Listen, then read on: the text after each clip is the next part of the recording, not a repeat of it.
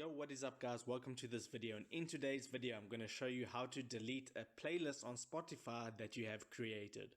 Okay, so the first step you would need to do is go into Spotify, and I have it loaded up here. Then you would go and tap on your library on the bottom right. So I'll tap on that and it'll show me all my playlists that I have created.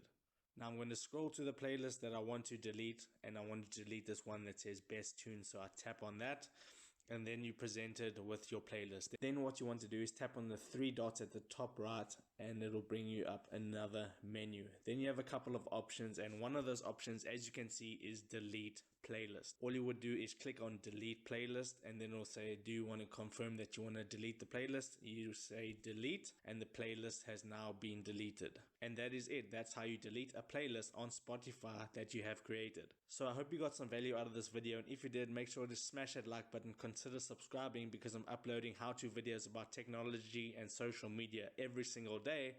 So with that being said, I'll see you in the next video tomorrow. Peace guys.